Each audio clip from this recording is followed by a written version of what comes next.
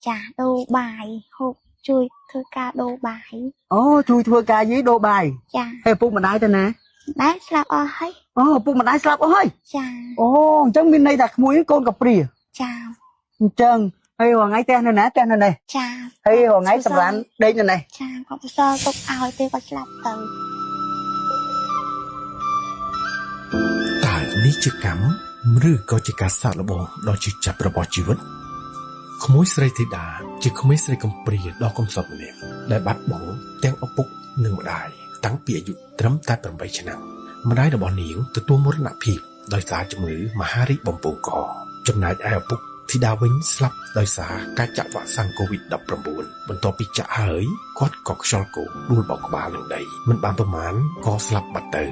តើនេះជាកម្មលោកីមែនទេបន្សល់ទុកឲ្យក្មេងស្រីកំសត់ម្នាក់នេះរស់ដោយគ្មានទីពំនាក់ឯកាតែម្នាក់ឯងបែបនេះបច្ចុប្បន្នក្មួយស្រីធីតាត្រូវរស់នៅតែម្នាក់ឯងរាល់ថ្ងៃនាងខំធ្វើការងារគ្រប់យ៉ាងដែលអាចធ្វើបានដូចជាលាងចានកាប់អាចគោដាំបន្លែឲ្យគេដើម្បីបដូរយកកម្រៃតិចតួចនិងម្ហូបអាហារសម្រាប់ចិញ្ចឹមជីវិតថ្ងៃខ្លះមានអ្នកអាណិតអាសូរផ្ដល់បាយនិងម្ហូបតែថ្ងៃខ្លះក៏គ្មានអ្វីចូលពោះ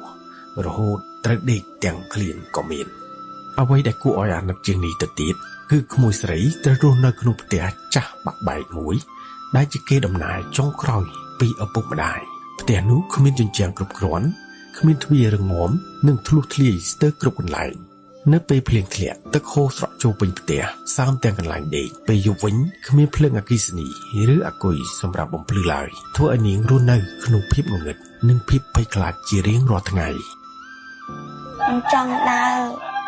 ធ្វើការឲ្យគេដូរហូបបាយព្រឹកខ្វះល្ងាចចឹងទេចង់ឲ្យម៉ែបងប្អូនអ៊ំពូមានជួយដល់ខ្ញុំផង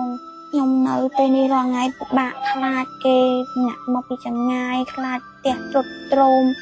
មានជាងមុខគ្មានពីក្រោយនៅធ្លុះព្រមធ្លុះលើខ្លាចគេធ្វើបាប